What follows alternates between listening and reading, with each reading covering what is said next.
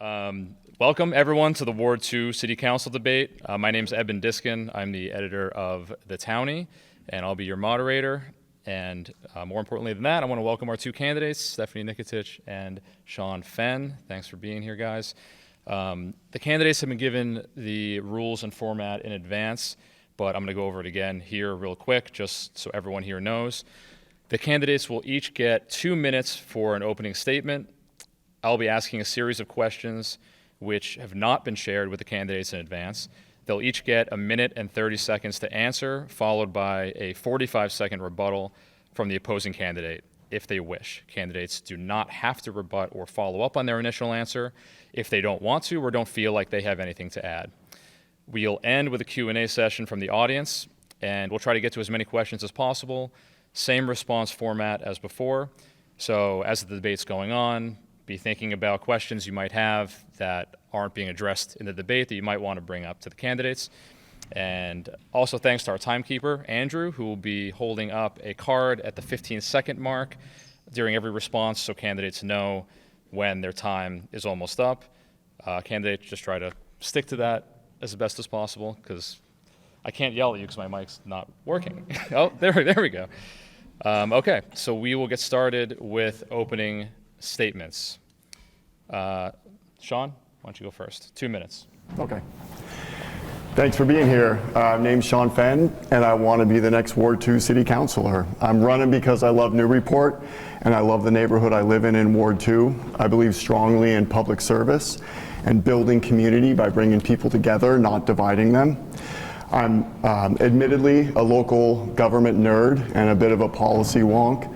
I don't have any pet issues or an axe to grind. I really just want to bring my knowledge, experience, and approach to City Council to help make Newburyport a better place to live, work, and play. I've dedicated most of my personal and professional life to public service as a community volunteer, as well as a graduate of Suffolk University with a master's in public administration, longtime city employee, and currently I work as a public services manager at UMass Boston's Collins Center, where I work with hundreds of communities across the Commonwealth to help implement public sector management best practices.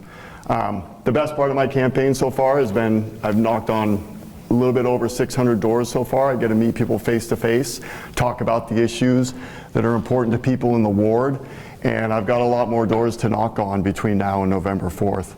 I believe that Newburyport needs, or Ward 2 specifically, needs someone with broad experience to problem solve the many issues that come before the City Council. And we need a councilor that's driven by a passion to make things better for our community, that can set aside personal grievances and pet issues. We deserve a leader that stands to improve our community for all, not standing against things. I have a track record of bringing people together and building community. I'm a thoughtful decision maker and true collaborator. I don't think in terms of absolutes, not a rigid thinker. I just want to bring my extensive experience, thoughtful approach, and ability to find compromise to represent all of the residents in Ward 2 on the City Council. Thank you for your time. Thanks, Shawn. Stephanie, 2 minutes. It is great to see everyone. Thank you for being here. I'm Stephanie Niketic. I know many of you, or most of you. I've lived in Newburyport for 45 years, in Ward 2 for 34 years. I raised children here, as many of you did, and many are now doing. I could talk about my business experience, but that experience is not what counts. What counts is my years of engagement in our local government and with residents. I've worked with many of you on different issues during the past decades. Most often, those issues have involved unfriendly developments. And in more cases than you would think, neighbors have prevailed in getting something better for themselves than the developer initially proposed. I've worked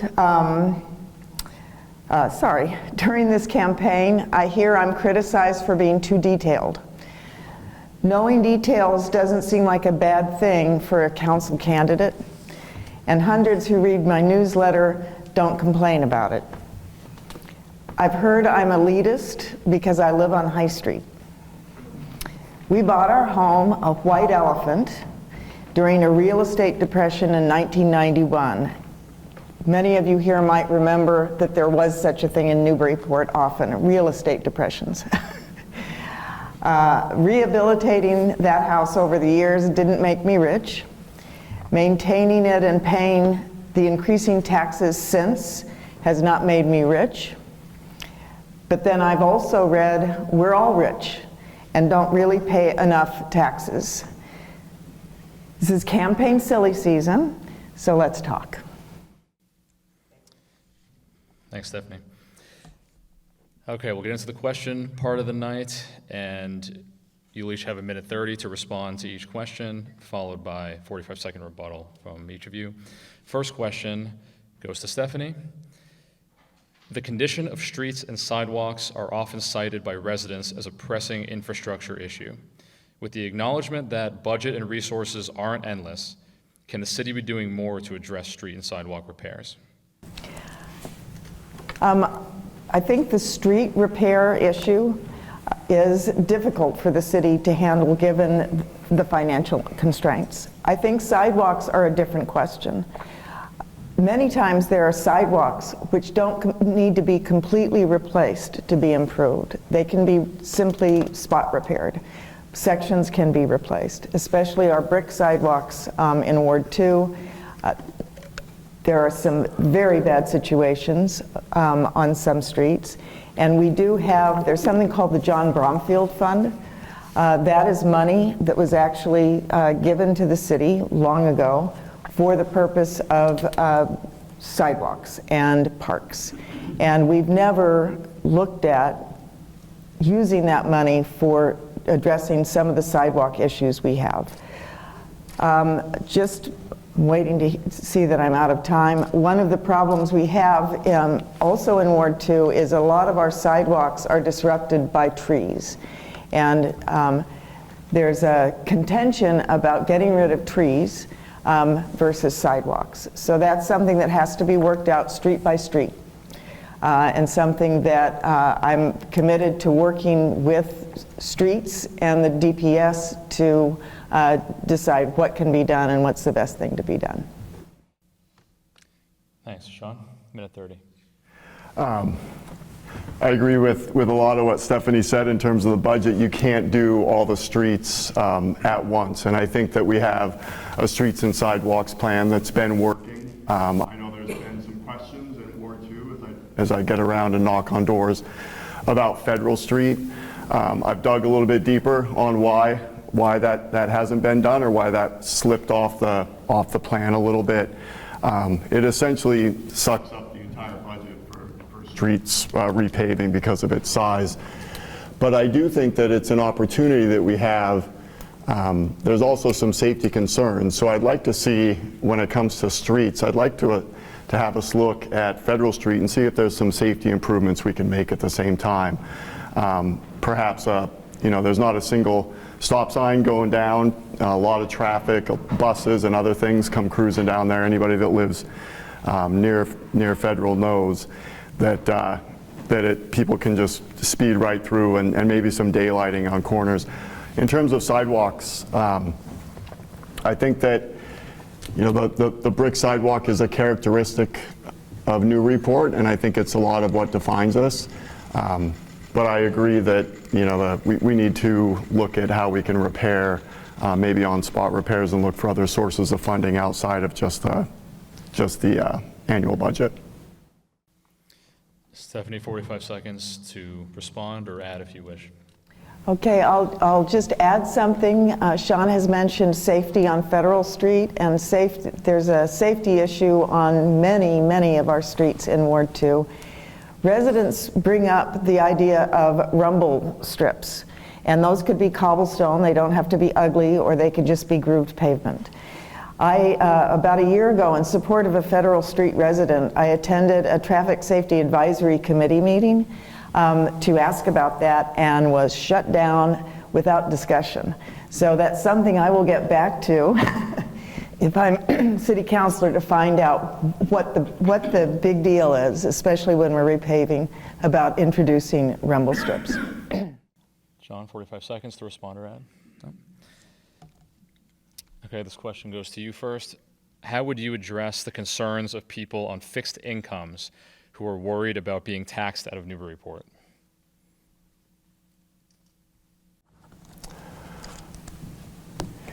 You know, it's the budget is obviously a big concern. Affordability and housing affordability is a major thing. Taxes, I don't look around at city services. You know, the cost of labor, the cost of looking at schools and as the number one employer, it's not getting cheaper to provide the services that we all rely on for quality of life. You know, whether it's parks, streets, water, sewer, all of those things cost money, and they take people to do them.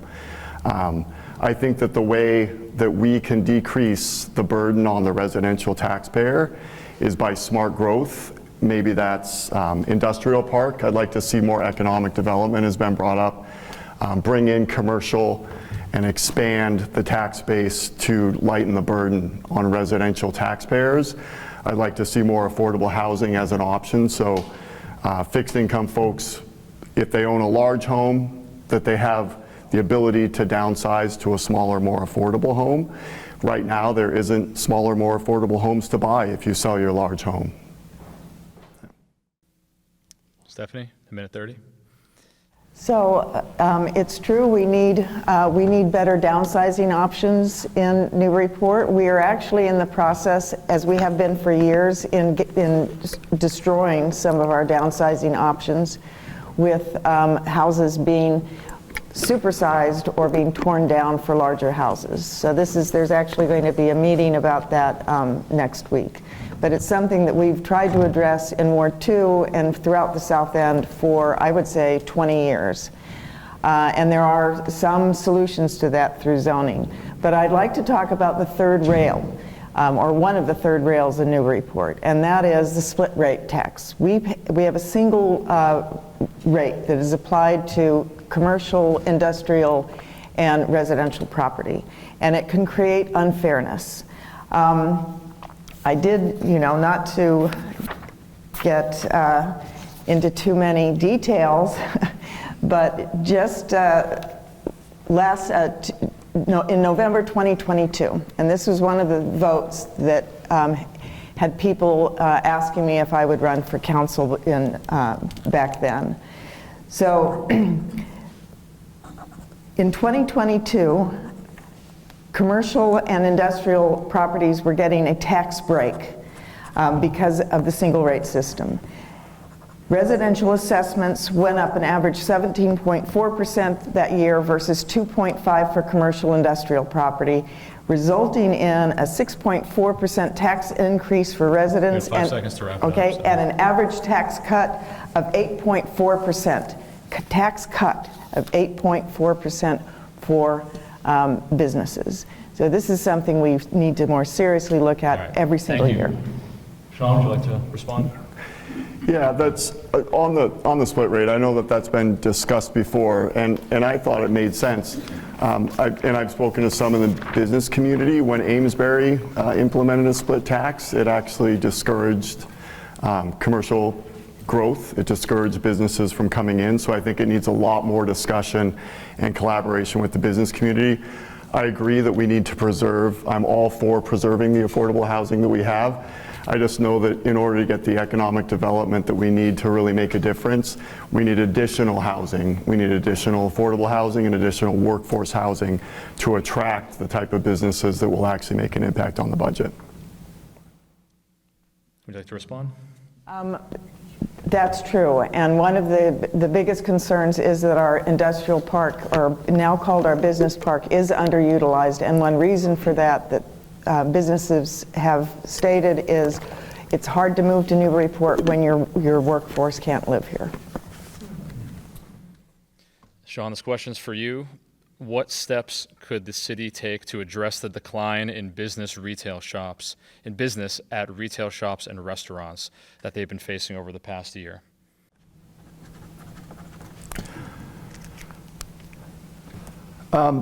There's lots of ways that we can support businesses. One, I would like to see maybe a study done on the possibility of an economic development director position or that responsibility within city government somewhere to see how we can support businesses. But we're also a very seasonal community, and so businesses, it's expensive rents because the market dictates rents, and it's a desirable place to be. But if we can, there's been talk of Waterfront West since I've been here and long before I moved here 12 plus years ago.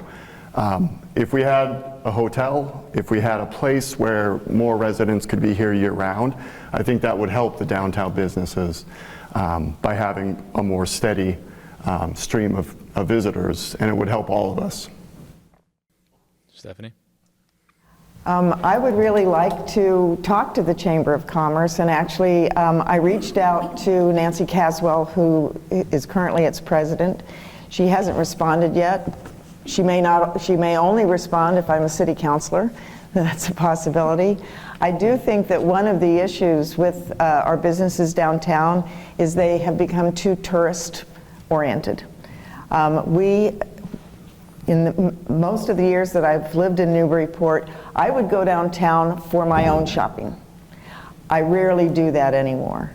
I don't have a need for most of what the stores are offering anymore because it is all oriented toward tourists, and the restaurants are more oriented toward tourists. So I wonder if the chamber has looked at reorganizing or recentering itself around residents. Because there are lots of us here, and a lot of us like to walk downtown. We did do an economic development study. It came out in 2023. And part of that study was for the city to hire an economic development director type position within the planning office. That was voted down by the city council because of the cost. Response, Shawn? Yeah, I think with a fresh eye, I would like to take a look at that issue again, and with a fresh council.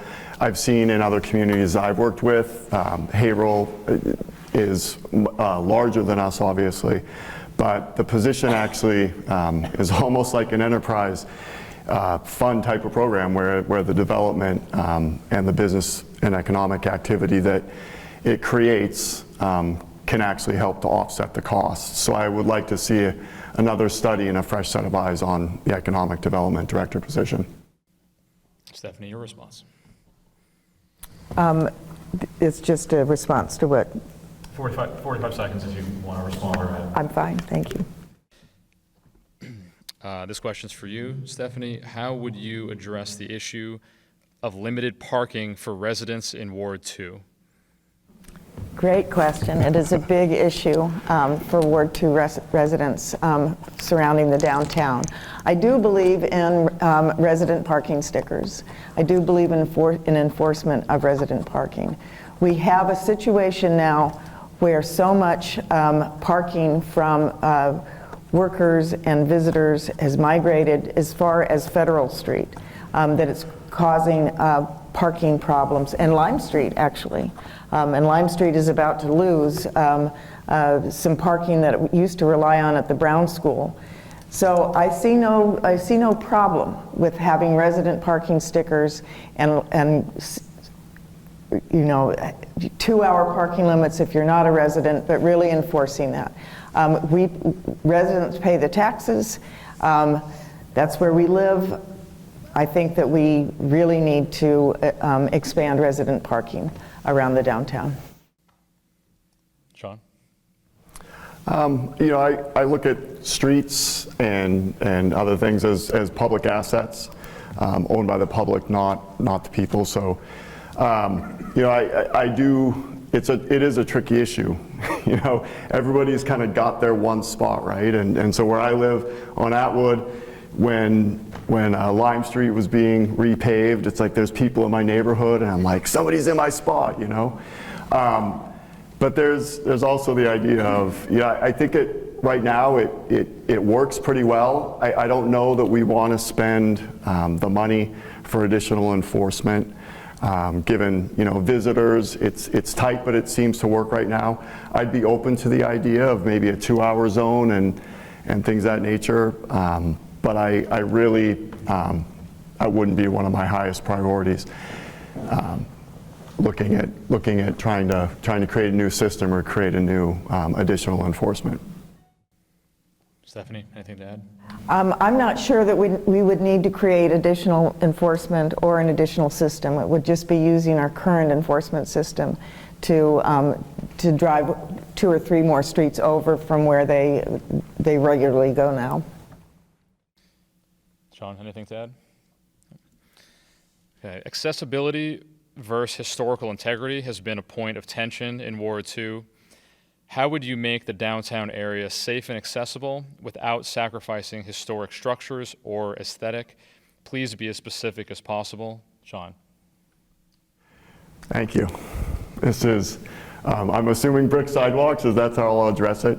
But this is a good question. I don't see why the two are mutually exclusive by any means. There's a lot of other cities and towns I work with that have accessible brick sidewalks. It's some of it's a bit more expensive, but I think the community that Newburyport prides itself on the brick sidewalks, and I think they'd be willing to invest the additional cost to take those steps as opposed to concrete versus brick in the downtown. Stephanie? I agree with Shawn. And we have had this debate in council because an ordinance change was recommended or proposed by the Ward 2 councilor. We have a lot of expertise in this city, knowledgeable people about brick, about the importance of brick historically to Newburyport, and about how brick can be just as safe as any other sidewalk material and actually easier and cheaper over time to maintain. So I think maybe the brick sidewalk question is over. I hope so. Shawn, anything to add? 45 seconds. Stephanie? We agree on everything. Perfect. Debate over. Where would the maintenance of our water and sewer system and our drinking water quality fit on your list of priorities, Stephanie? Number one. It is the number one priority for this city. It has been, it's a can kicked down the road for years, and it's gotten to the point where our water superintendent, when asked, said on a scale of 1 to 10, how dire is it? He said 10. So it almost feels, if other council candidates aren't talking about this as the number one priority, it seems to me like La La Land. We have to fix this problem. There is nothing in the city that is more important than making sure that we have safe water, that we have water at all. One of the dangers is that we will at some point not have water. Because it will be contaminated by the Merrimack River, and we have no way to treat it. So, number one. Shawn? Yeah, this is one of the practice areas that I oversee. The Collins Center is Public Works and Utilities, and I have a fair amount of experience with water utilities as well. This is the projects as laid out are critically important. Any cities, this is a health and safety issue. And it's definitely a high priority, probably the number one issue citywide, health and safety, that I hear about from residents as well. In terms of the projects themselves, I'm not sure that the costs are quite finished. In other words, I believe that having a lot of experience with CIPs and budgets, estimates around projects like this, I don't know that the costs are quite exactly what they're going to be. In fact, I think that a lot of times you have 5, 6 projects and you end up with 3 because one project solves another. Water utility is an enterprise fund. Water is The other complicating factor, and I guess going back to enterprise fund, the water is supposed to pay for itself by rates, by user fees. It's a user-based fee. It doesn't mean that there's not going to be a general fund subsidy, then there's going to have to be. But we're in a really bad position right now with federal infrastructure grants, and that's where the majority of these funds typically come from. So I would like to see as much pre-work done as possible so that when federal grants come available, that we're focusing on getting this done. Stephanie? So the City Council actually started recently a special commission, an ad hoc commission, to look at what was in the CIP and to really prioritize what should be done. We need to do I think we need to do some things before the federal government changes, but we do need to be careful about what we pick. So an enterprise fund just means that you will pay for this. It just won't be through your property taxes. It will be through your sewer rates. So we really have to figure this out. Shawn, anything further? Yeah, no, that's right. So you pay for the water based on the amount of water that you use. How the idea is that it balances itself. Now, nobody wants to pay $10 a gallon for water. So there is going to have to be some subsidy, and there are grants through the state and others available. I just don't think that we're going to be able to do everything at once. I think we need to plan and get as far as we can towards shovel ready. We need to be very choosy and pick what we can do now. Absolutely. Where would the maintenance of our water and sewer system, I just asked that question. Do you think the city is doing enough to enforce the short-term rental ordinance in Ward 2? If not, how would you work to promote enforcement? That's to Shawn. I think that the short-term rental unit ordinance is, it's a wise choice. I think it's good policy because it does suck up affordable housing. I only know of one regular on charter, regular housing that's used for short-term rentals. And I know that there's kind of a 2-year sunset, I believe, that they have to convert back to housing and to become. I think it makes sense that short-term rentals on Plum Island, being a seasonal vacation home kind of economy, I haven't heard or seen of issues with the short-term rental. I don't see it being a major issue right now that I know of. Stephanie? So I have heard that it's a major issue in Ward 2, particularly downtown. I think it's a major issue even if someone doesn't complain about it, that an ordinance isn't being followed. That ordinance is 2 years old. And when it was passed, the administration promised, it's not put in the ordinance, but the administration promised that we would have a third-party monitoring company to help with enforcement, because it's very difficult to tell what's happening with short-term rentals unless someone's constantly monitoring it. And there are companies who do this. We've never done that. I was out knocking on doors, and the door was answered on a street at a house which I know is not registered or licensed as a short-term rental, and they said, "Oh, we don't vote here. We're here because this is an Airbnb. We're from New York." And I said, "Have a great time in Newburyport." But it's like, what?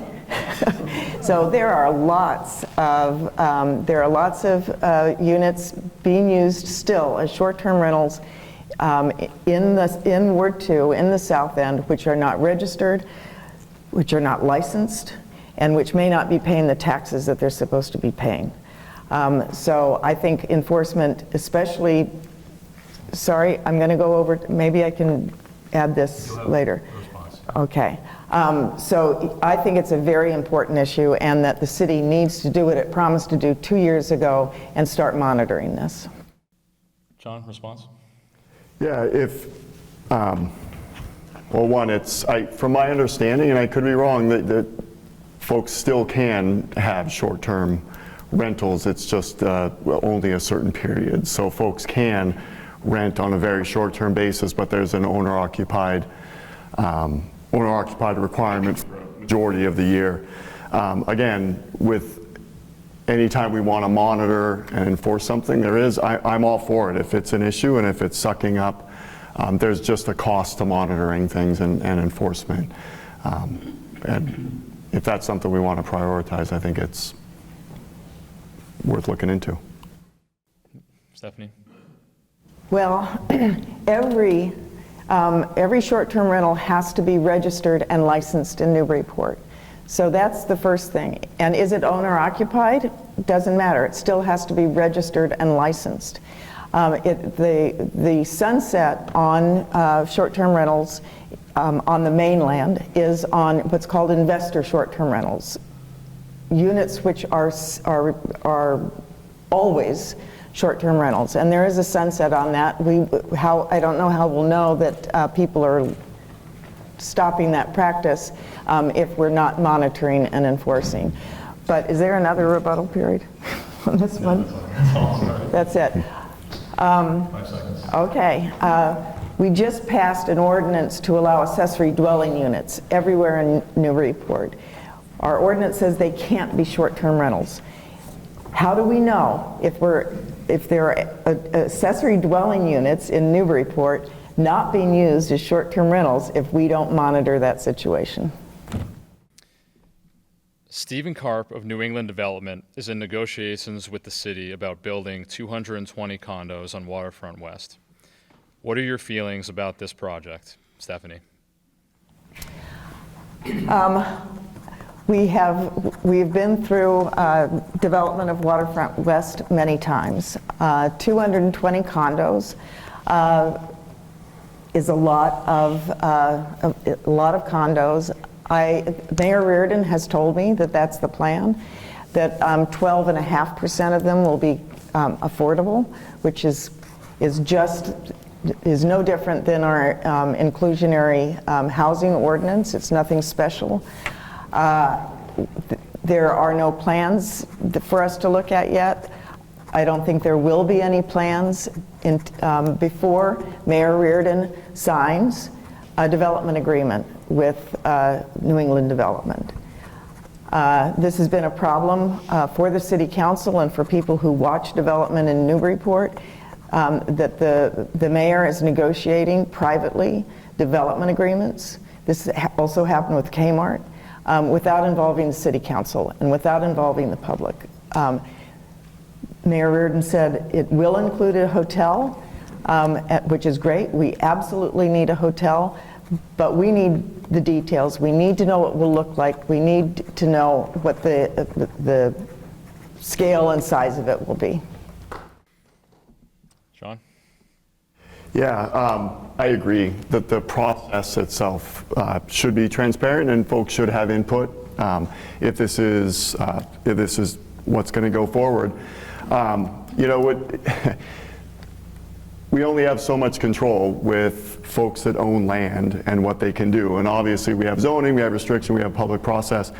But it's also an empty gravel lot right now, essentially, that could bring in, estimates I've heard, as much as $2 million a year in revenue, bring us a hotel. So a carefully planned, thoughtful process with the proper mitigation, looking at traffic, looking at impact to the neighborhood, working together with the developer to do something productive. It doesn't help anybody sitting there underutilized and not bringing in the revenue that it could to the city. I think it could be a very good thing with a thoughtful process. Stephanie, response? Yes, so the devil is really both in the details and in the big picture on this project. And many of you will remember that a project was designed and presented to the public. And I see former Mayor Holliday there. It was just like, no. It was way too big. It was too massive. And the New England Development was really not ready to come to the table. So I guess my concern is they're coming back to the table, but now they don't have the public process that Mayor Holliday had. And Shawn? Yeah, I'm willing to look at it with a fresh perspective. With, I know that there was a process in the past We still have the issue of it sitting there underutilized. Let's give it a chance, because we need to solve this problem. You know, it needs to go forward. I would like to see something there. I'd like to move forward. So let's look at it again and see if we can get the result we want. All right, along similar lines, there seems to be a conventional wisdom that new development is often justified because it increases the tax base. How do you think about this as it relates to Newburyport? Shawn? Not just any new development. So we have zoning, we have a lot of, we need that input. The McMansions that are going in, between Ferry and Mosley and other places where there's, these relatively large lots compared to the house size, the small houses are being snatched up and they're going setback to setback. Even though it's zoned R2, they could build smaller, more affordable homes or two families, but the zoning code is it's only by special permit for them to build a two-family, whereas it's by right they can just build a large McMansion property. So I don't think any new development is good. I think that you have to look at neighborhood impact. I think that there's different things we can look at, like 40Y special overlay district that can encourage starter homes. Careful zoning and thoughtful planning will get us the type of housing and development that we want. Stephanie? Can you repeat the question? Because hearing Shawn's answer, I'm not sure. Sure. There seems to be a conventional wisdom that new development is often justified because it increases the tax base. How do you think about this as it relates to Newburyport? I think that that type of development that's being discussed might be the very big developments, like the Kmart that's going in, like the Waterfront West, and what we have to look at, what we have to always keep in mind is that when you put in that much residential capacity, you are also increasing the need for water and sewer, roadways. So I don't want Newburyport to become too congested or to start building above its capacity to supply water and sewer. And I think that that's the big issue. Will it bring in the money to cover the costs of that? That's another question. That's something we have to look at as a community and as planners of a community carefully. Shawn, response? Yeah, with large-scale commercial developments, I don't know if we're going to talk about Kmart later, but yeah.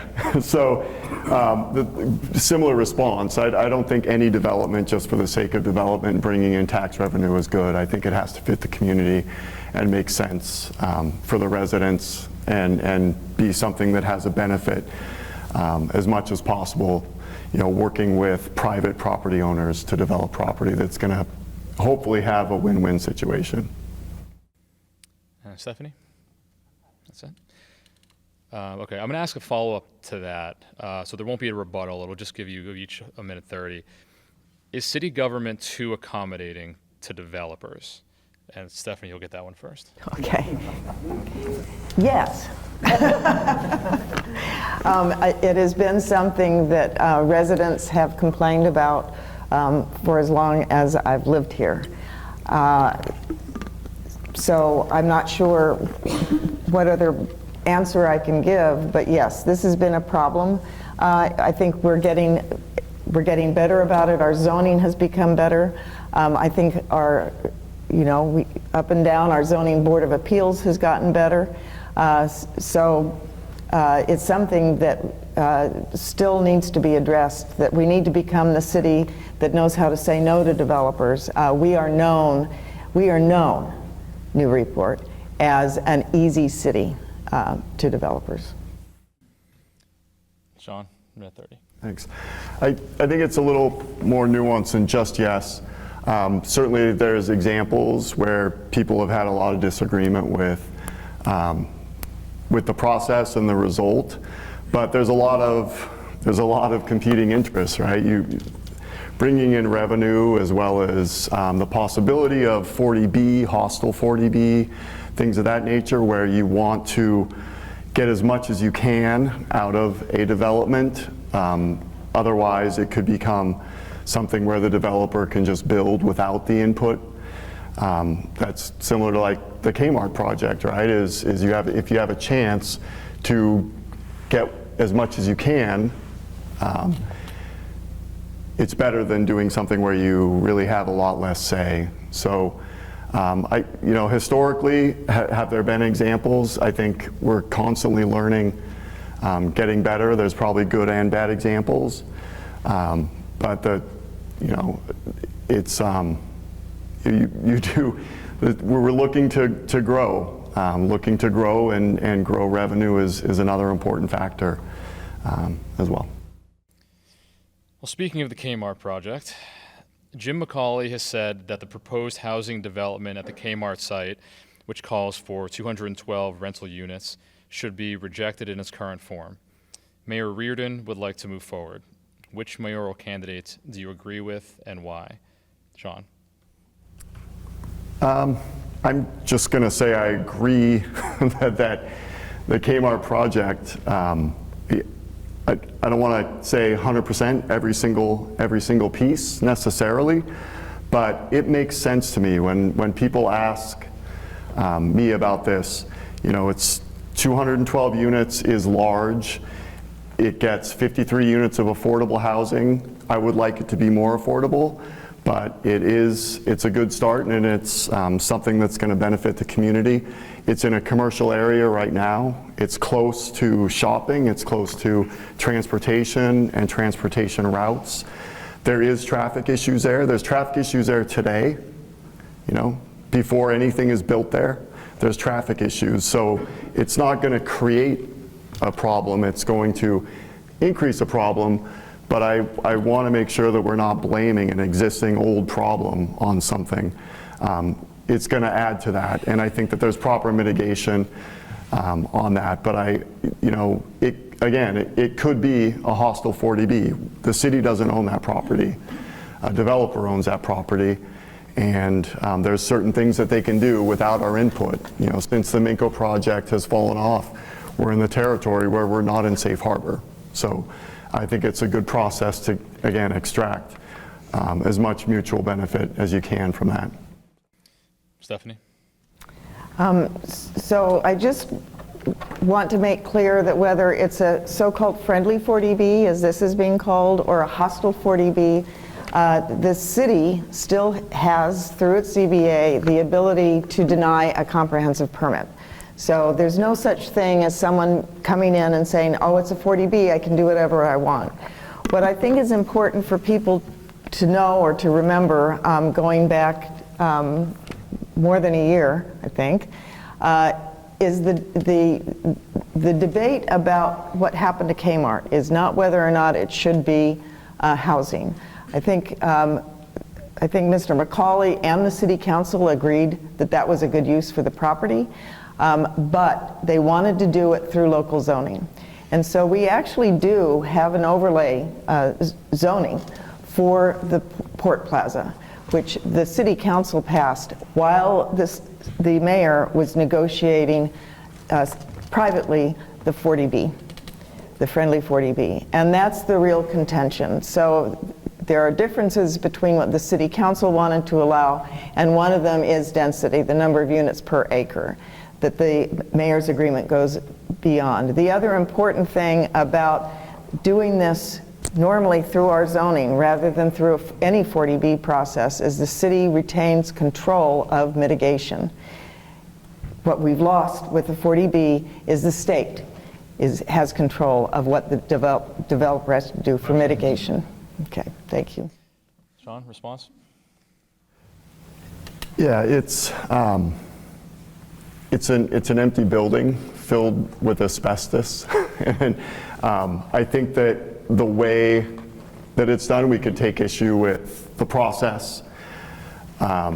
Developers are going to look at a project and figure out what makes economic sense for them, and if it doesn't make sense for them, they're not going to do anything, right? They're in the business of making money. So if that's the density that they needed to make it happen, it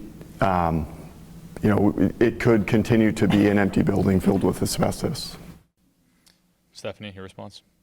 I don't think that we give up on projects or potential developments because we're tired of looking at an old empty building. I think that we can wait for something better. I don't think there's any way out of what's happening now at the Kmart. That is a process going through. I hope that the ZBA will impose some mitigation on Kmart, and if they don't agree with it, that they will, that when they go to the state will agree with the city. I think that's where we're at now with that project. Thank you. What are your feelings about the proposed Bartlett Mall restoration project? Should this be a priority? And for context, the project proposal, as it is right now, calls for dewatering the pond, installing a water quality system, including a pump shed, installing a liner system, restoring the fountain, adding a walkway 6 inches higher than the existing walkway, and installing a dock to support future boating recreation. And the most recent bid came in around $4.3 million. Stephanie, you get this one. So I liked the project. I thought a lot of work went into it. I think that it's important that the Bartlett Mall be restored. I think it's important that the frog pond be decontaminated and that we start recirculating that water the way it used to be recirculated in high volume so that it doesn't become contaminated again. I don't think that this project right now is a priority. I think we have too many other things we need to do to spend money this way. There is a grant involved with this, and the danger is that we will lose the grant money if we don't go ahead. So my question to the planning office will be, can we use the grant money to do something? For example, to install a pump that will recirculate the water and start aerating that pond much better. And then wait and see, once we see our way clear to spending money on something like more of the restoration, we can look at that again. Shawn? Yeah, this was actually, when I was door knocking, this was the #1 specific project that I got questions about, and there's a ton of support. It's something that people really feel strongly about, and they take a lot of pride. And I've learned a lot of the history of it. Talking with Charles Griffin about the history of the Mall and just how important it is to Newburyport. The project as it stands, from my understanding, has not only a grant, but also CPC funding available. And the project sheet that I saw says that it has $0 general fund impact. It's not a question of priority. Is this the first thing we should do in Newburyport if we had to choose between things? I don't know, but this is shovel ready with funding available and $0 impact to the general fund, from my understanding. So it is something that I feel is important to people in Newburyport, and if we can do it, if it's ready and it's not going to impact the general fund budget, I think it's worth doing. Stephanie, anything to add?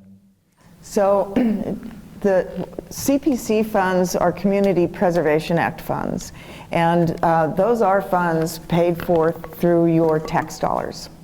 So they may not be part of the general fund, but they're taxpayer funds. And the city relies on them a lot and is going to rely on them more and more. So, you know, I'm waiting to hear back from the city what the draft budget that we have in CPC money will be, because we might have already spent it on other CIP projects. Hoped for. Shawn? Yeah, the Community Preservation Act that was passed by Newburyport, 2% and state matching, that's money that's already coming out. It's not any new funds, so it's not any additional funds that are coming out. It's already cooked in. We voted to authorize the CPA. That money is coming out. It's not new taxes. And from my understanding, it's been looked at. There's a project sheet, and with a 10-year bond in addition to some funds that have already been dedicated by the Community Preservation Committee, that it is, it's paid for. Tension between the mayor's office and City Hall, or City Council, has been an open secret lately, especially surrounding the management issues at the library and reappointment of the city's HR director. How would you work toward improving communication? Shawn.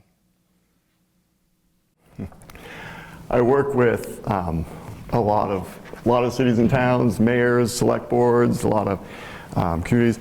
You know, what it takes to run an effective organization, and you've got electeds and the public, is trust and good faith. And I've seen one of the main reasons why I wanted to run was I saw the deterioration, and quite frankly, I thought that we can do better. We can do better than the relationship we have. It's not productive. I'm not going to blame one side or the other. I'm running for city council. I feel like city council can get better. I'm not putting all the blame on city council or the mayor, but we need to find a shared goal and vision, good faith, and what I don't know if that's team building, if that's new people, if that's a shared spirit of, you know, goal setting and working together. But I agree it's a problem, and I hope that new people, new council, new faces, perhaps a new mayor, that's going to change. Stephanie? Well, yes.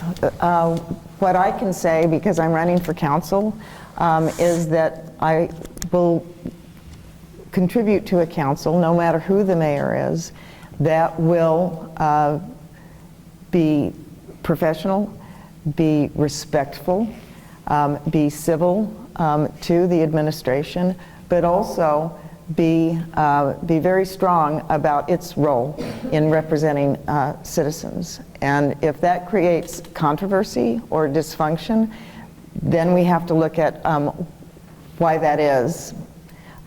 Because if the city council is doing its job and doing it professionally, then there shouldn't be any kind of problem with the administration. Shawn? Yeah, I agree much with Stephanie. It's, you know, it takes a spirit of collaboration. It takes having principles and operating out of principles, being open and honest about who you are and where you stand, but being willing to listen to others and find compromise. Understanding you're not always going to get what you want. Sometimes you're going to be in the minority. Sometimes you're going to be in the majority, but you cannot take it personal. Cannot operate out of grievance. You need to operate with the best interests of the community at heart. Stephanie? Good? Okay. How would you characterize the ways in which Newburyport has changed over the past decade? Under your stewardship on the council, how do you hope it might change in 10 years from now? Stephanie? Newburyport has changed in the past 10 years, in just the past 10 years, in terms of how expensive it is to live here, and how little diverse housing is available so that a variety of people can live here. When I moved here, yes, it was in the 1980s, but this was a very economically diverse city, and it was multi-generational, and it's changed so much since then. So I'd like to work toward a situation where in the next 10 years we have regained some housing, some diverse housing, where we have regained maybe a downtown that is enjoyable to residents and not just tourists, and that we have not become so congested that everyone wants to leave Newburyport during Yankee homecoming. Shawn? You know, I love Newburyport and I love the changes. There's a lot of things when I think about this. I think about the rail trail. I think about the improvements on the waterfront. I think about all these great community assets. I think about Bresnahan, which is probably right around 10 years, the new school, the community center. Mayor Holliday and Mayor Reardon both have seen some great projects come through. And yes, the cost of living has gone up. The property values have gone through the roof as well. I know, 'cause when we moved here, I'm divorced now. My ex-wife and I moved here. We bought a house. It's more than double in value what it was. You know, there's been a lot. Communities change and continue to change. I would say that there's a lot more positive change. Parking garage as well. Did I mention that? That was a fun, a fun issue to see move through. You know, communities change, and there's a lot more positive, and there's a lot of great community assets that I've seen since I moved here. Stephanie? Yeah, so we have some wonderful new assets and repaired assets, the waterfront park being a great example, the rail trail being a wonderful example. So those are very positive things. But I think that Newburyport still has to retain its community spirit, its respect for history, and its ambience. Okay. And Shawn? I realize I didn't talk about the next 10 years, so just a little bit about that, how I envision. You know, I would like to see more affordable housing. I'd like to see, the average or the median age in Newburyport's 47. In Massachusetts, it's 40. You know, to continue things going forward, for schools and for other things, you know, young families, I'd like to see it be affordable. I'd like to see it be a place where people can come, raise their kids, go to the schools, and where kids can come back and buy homes and raise their families here too. Okay. We are gonna end on a fun question. What is your favorite restaurant in Ward 2? Shawn? And your favorite dish at that restaurant? I'm gonna get in trouble if I just pick one, because I work from home, so I go out to lunch a lot. I'm gonna say Starboard Galley. Gary is a fantastic guy. It's kind of a towny place. I go there. I can, you know, it's not always busy at the lunchtime. The steak and cheese is fantastic for a seafood restaurant. You get the steak and cheese, sometimes fries, sometimes coleslaw, and a ginger ale. My favorite at clam chowder too, if you're really feeling, if you can handle it. Stephanie? Angie's and anything for breakfast. So I will say that I no longer can say I've eaten at every restaurant downtown because it's gotten so expensive. So city councilors get this really small stipend for the work that they do. So I promise that if I'm your city councilor, I will set aside some of that little stipend and make sure that I've tried all of the restaurants downtown. All right, no rebuttal. One quick. Coffee Factory is my main non-home office, so that's also on State Street. I go there and work about 2 hours every single day and use up their Wi-Fi for a $5 cup of coffee. Anything else? All right, we're going to turn it over to the Q&A part of the night. We had the mic stand over there. I don't know do you want me to bring this over to people? Okay, and just, if the mic doesn't work, just try to project. So we're going to do the same format as before, where each candidate will get a minute 30 to answer, followed by a 45-second rebuttal. So we'll just go by, I see Michael Sales, hands up. Yes. So Stephanie, I'm well aware of how hard you have worked on life in Ward 2 and your love for Newburyport. And I have this, Shawn, I don't know you, but so the question is to both of you. But Stephanie, I want to know,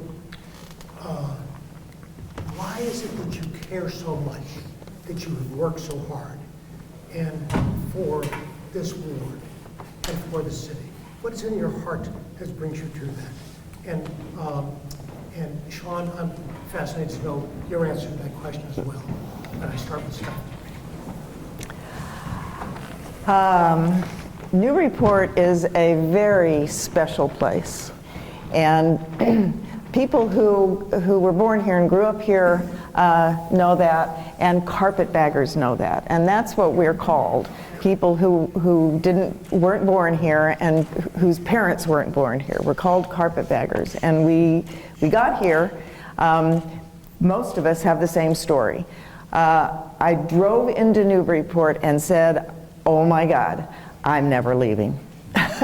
And the Newburyport I drove into was not as nice as this, but it was still the street after street of historic homes. Actually, the untouched nature of Newburyport was one of the things attractive to it. The culture, the very funky culture, artistic culture was cool.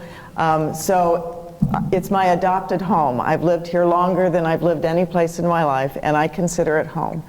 And I think it's worthy to preserve something that has managed to last this long. Shawn? Yeah, thank you. It's, my community involvement has been primarily through youth sports. I've been, coach. I have daughters that were started out at the Bresnahan, and now president of the Girls Basketball Association. I coach at the high school. Just in general, my entire career has been spent in public service. I believe in serving your community. So local, when I was looking at getting involved, ward counselor, knowing your neighbors, seeing the impact that you have. I came from the Seattle area, and I served on boards and commissions. I served on a park board where people came repeatedly to meetings and said they wanted a dog park, right? And 4 years later, there's a dog park, and you see people with their dogs that they talked about. At the local level with all that's going on in the world and all the folks feel differently, maybe despair or helplessness, about making an impact on the local level and getting involved with your neighbors. And when you make decisions, you see people in the streets, at the coffee shops, and that's really the level that I feel is the most impactful. I love Ward 2, I really do. Such a diverse, special place with downtown, with the South End, with kind of the working class roots. I love it. Thanks. Stephanie, any response? No. Still doing the responses. You're still doing the back You and have forth. Yeah. No, thank you. Okay, sir. If you've been able to look into the city's fiscal condition, take a study of it, whatever, I'm wondering what committee concerns you have. Yeah, it's the mic's on and off, so. The question is, if you've had a chance to look at the city's fiscal condition, what, if any, concerns do you have? The question was, have you had a chance to look at the city's fiscal condition, or what concerns do you have? Start with Shawn. Yeah, absolutely. Budget is something I work with all the time, municipal budgets. Certainly in Massachusetts. The Newburyport budget, we're AAA bond rated by Standard & Poor's. That looks at reserves, looks at fiscal policy, looks at liquidity. That's the gold standard.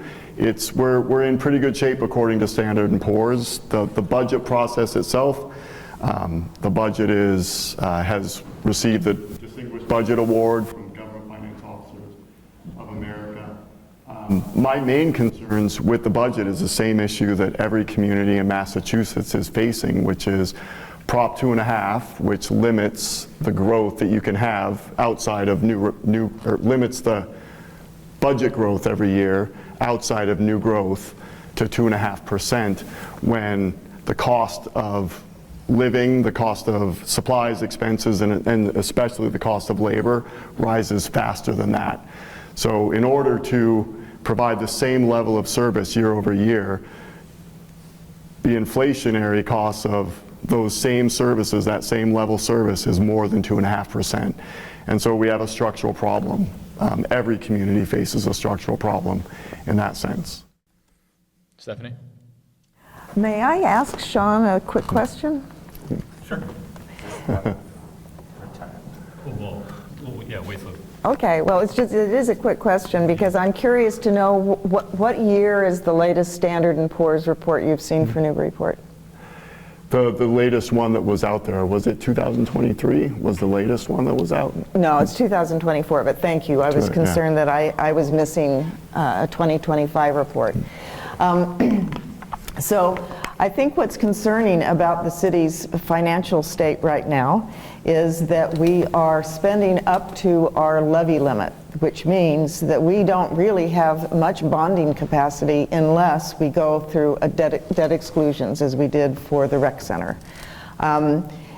The other situation we have is we don't know, and it won't be certified, I think, until after the election, we don't know what our free cash is. And the free cash is something that we use to pay for smaller capital projects during the year. If that's zero, that's pretty devastating to us. I see a city councilor's here, maybe she knows what that might be. But one of the things that's in the most recent Standard & Poor's report, which is dated 2024, but is about the fiscal year 2023, is it has a warning in it. And the warning is that we can lose, that they're looking at our reserves. They're looking at how well we maintain money in reserve, things like free cash. We do have a rainy day fund, et cetera. But Standard & Poor's looks at that. We are below other communities like ours that they look at. And we, I don't know what they think now, but our free cash has been steadily going down since 2023. Shawn, response?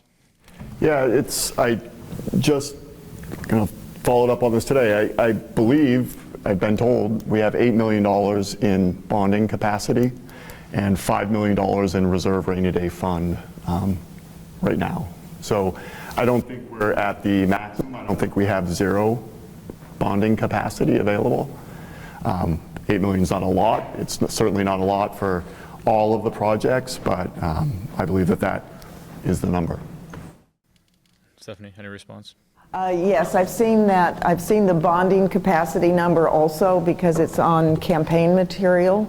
I don't know where it comes from. I would like to talk to some city councilors to know if they understand where it's coming from. But if you look at our budget, you can see that we're spending up to our levy limit. And that's normally where that bonding capacity comes from.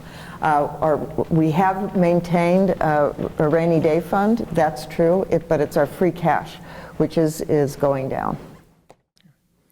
Any more questions? Jim. Right in the middle of our city, and one of the major cultural bastions of Ward 2 is the library. Now, in the last 18 months, I think we've been subjected to all kinds of stories about management failures. There are lawsuits against the city concerning the library, and I'd like to know what your feelings are about that and what, as a city council, you can do to kind of clean up the situation over there. Question was, what would you do to clean up the library situation? For anyone who didn't hear. We'll start with Stephanie. Okay. So again, there is very little that the city council can do in this situation because of the separation of powers of the administration and the council. But I think one thing the council should have done earlier was to officially get involved, because the council at any time can call in a department head and ask questions about what's going on. And I don't think that happens soon enough. I don't understand, I don't believe, Jim, that we're actually being sued yet over the library, but the former archivist is talking to the Massachusetts Discrimination Board, if you consider that a lawsuit. I don't think it's considered one. One of the concerns, I think that whole thing is so unfortunate. It's one of the saddest things that I've seen happen in Newburyport. I think that we should bring a real volunteer program back. I don't know how, what the city council can do to do that, but if there's something the city council can do, and volunteers will come back, I think we ought to do it. I also think that we need to understand what's happening to our archival center. And this is something, again, the city council can call in the head librarian and ask specifically, are you getting rid of archival materials, and if so, what are they and where have they gone?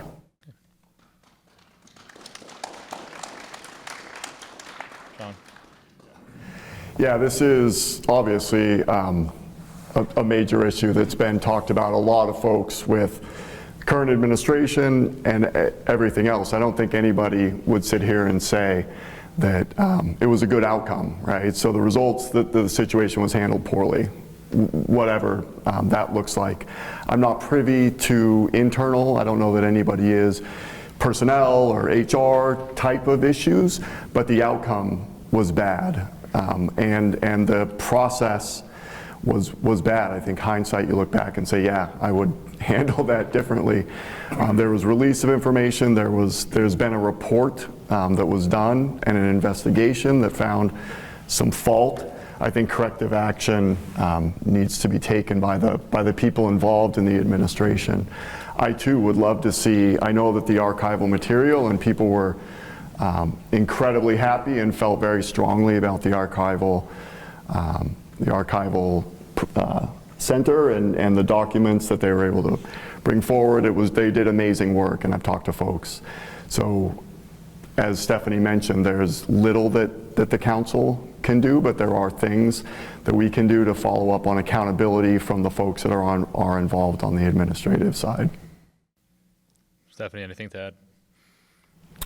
One of the, just in terms of what the council can do, archival materials, that's public property.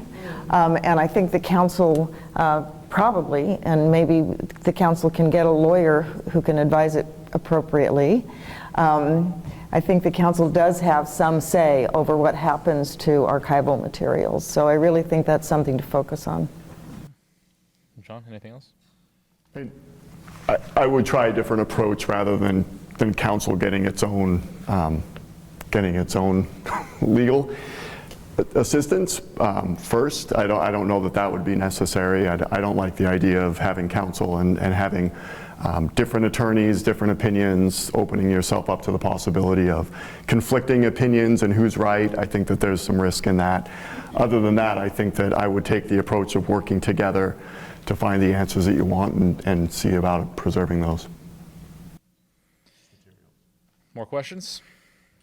Mark. My question is, are we paying for 2 fire chiefs? And if we are, what can we do about it? The question was, are we paying for 2 fire chiefs? And if we are, what can we do about it? Shawn, you get this one.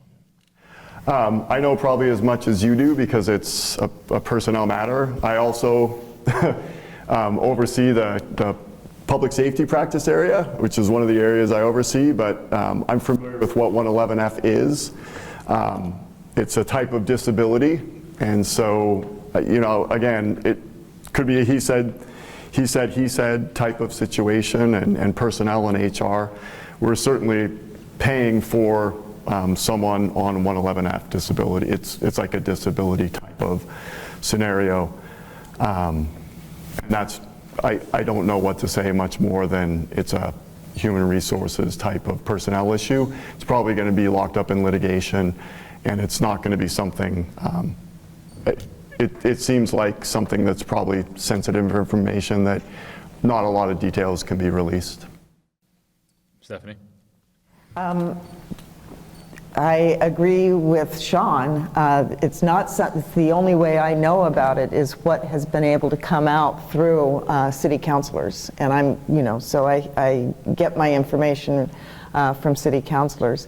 I just, want to go back a little bit to the question about the council having its own legal counsel, and I think we've seen enough in the past 4 years, and maybe in prior years, and this has come up long before the Reardon administration, that the city, there is a conflict often of having a single city solicitor advising both the mayor and the city council, and it's gotten worse. And the current city solicitor is someone the council did not reappoint. That the city solicitor is appointed, in this case, has been appointed only by the mayor, and that's not the way it's supposed to work. So I think a good way to make sure this doesn't happen again is for the city council to have its own city solicitor. Shawn, response? In my experience, it's highly unusual for legislative and administrative to have, and it's precisely for the reason that if you get conflicting opinions, take one action here, who's going to resolve that dispute? You open yourself up to potential litigation from folks. You could imagine a developer saying, well, council said this, but the administration said that. I think finding a single solicitor that can give you advice that you can trust is a much better solution. It's highly unusual to have two different solicitors for legislative and administrative. Stephanie, response? Okay, I'm a little concerned about a developer having anything to do with this. A developer, usually if they're going to sue, they sue the ZBA or the planning board, not the city council or the administration. So I'm not sure I understand that, but I think it can work. I think that having separate legal counsel can work, and we've seen over time in several situations that that it would have been better for the city. Hugh. I'm wondering what your assessment would be of the current administration. The question was, what is your assessment of the current administration? I'm running for the city council. I am trying my hardest to stay neutral. I have great respect for Jim McCauley. I think he's been an excellent city councilor. I think it's valuable to have a mayor with city council experience. So I hope that's a neutral statement. Shawn Reardon comes from a school committee background, not quite, it's just a different background. I think I've seen some differences in the way he does things because of that.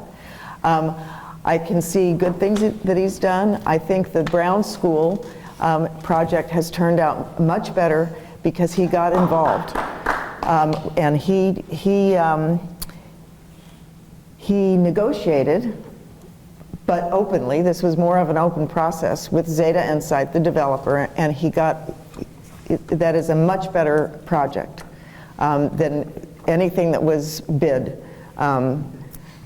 including what Zeta had first bid. So good job on that. And the Whittier situation, good job.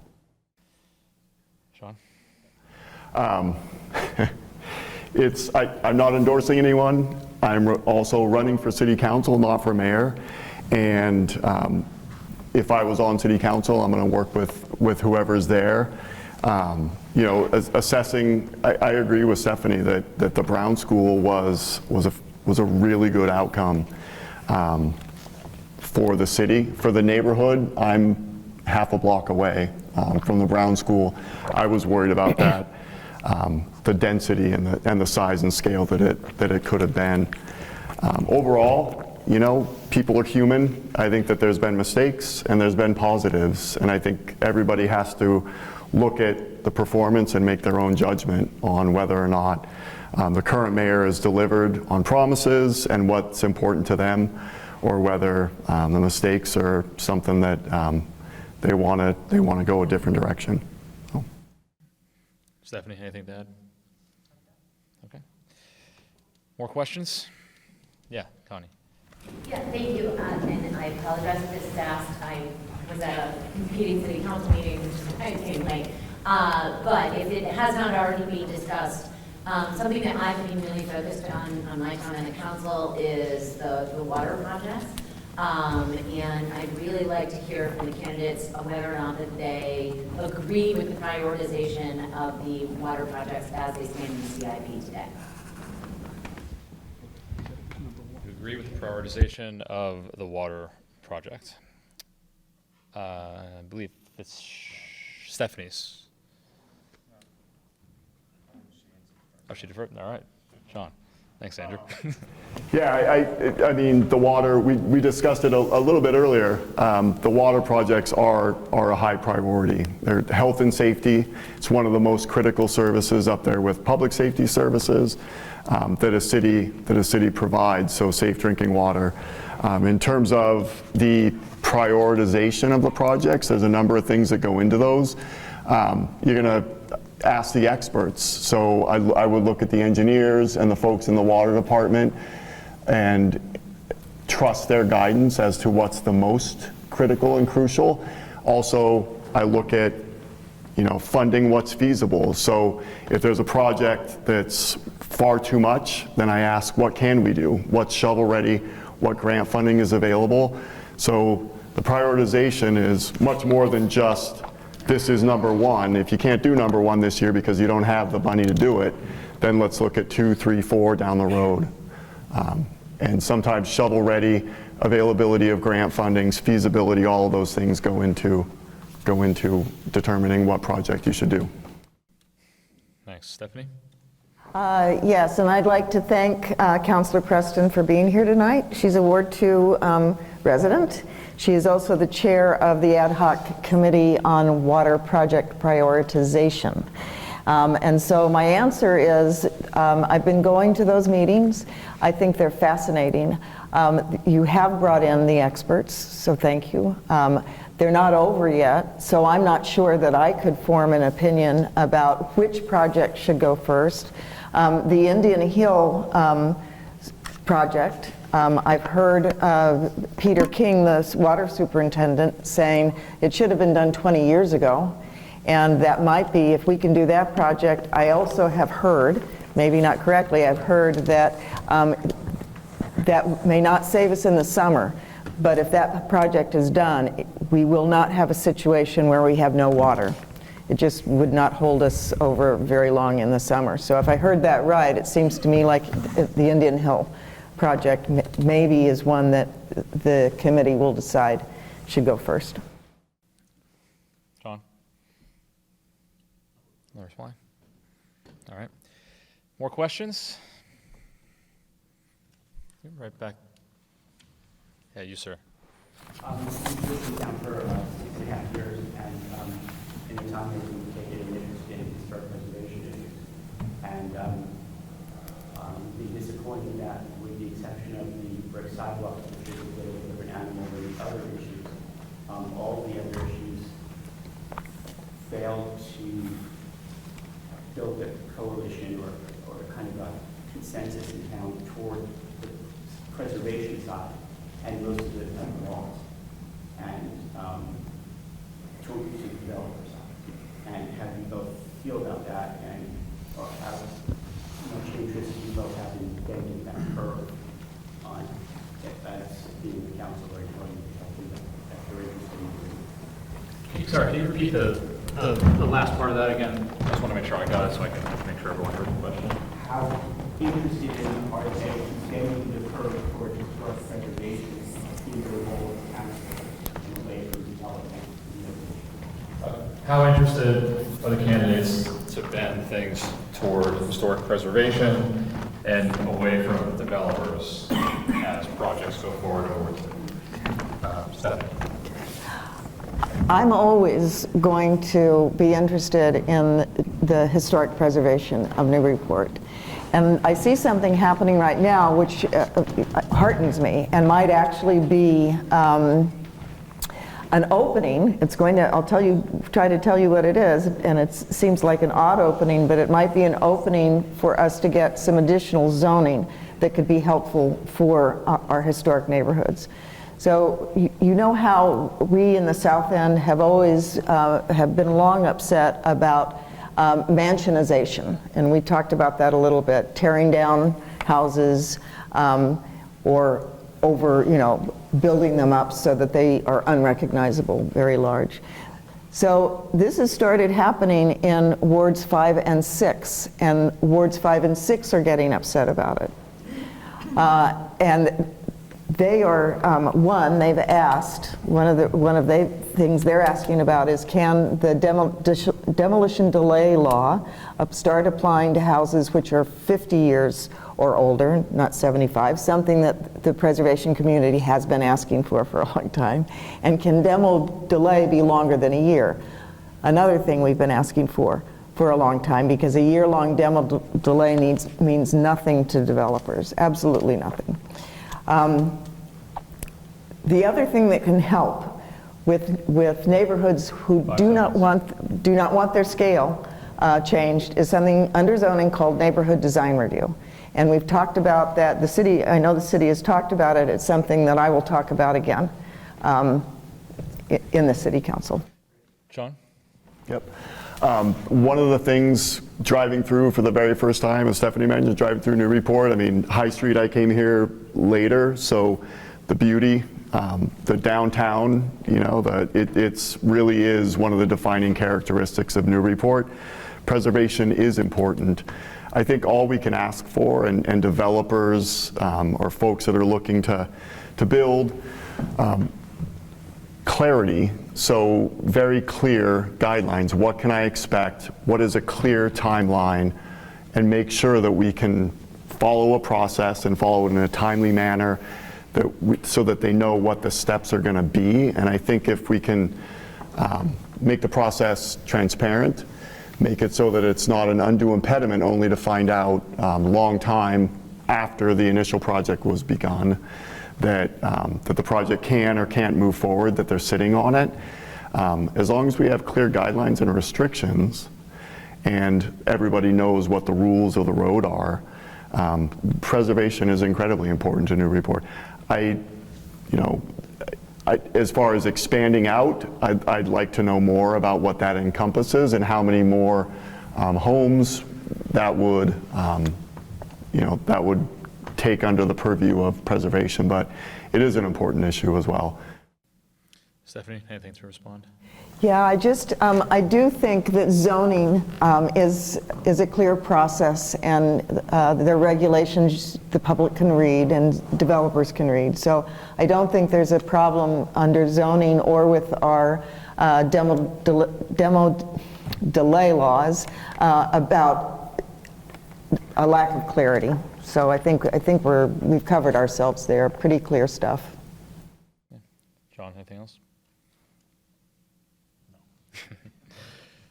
How many more questions do we have so I can make sure we get through everyone without taking too much time? 1, 2. Okay. All right, Marge. I'm just wondering, so you both put water at number 1, and I'm just wondering what's number 2, 3, and 4? Okay. Water priority was listed as number 1. What do you guys think are priorities 2, 3, and 4? That will be Shawn's question. Affordability, to me, housing affordability is probably the second most important to me, And then what I call livability, which involves streets and sidewalks, the real like bread and butter, like neighborhood quality of life issues, streets and sidewalks. Those are the things that impact people's daily lives. And then sustainability, which has to do with coastal resiliency, resilient infrastructure, but also sustainability in terms of budgeting. Financial sustainability is looking at ways that we can help to address what I talked about earlier, the structural issue that we face, which is the cost of doing things, the same things year over year, exceeds the amount of budget that we can increase, and looking at how we can have a sustainable financial future. Stephanie? We're very close to each other on that one. So water and sewer, number 1.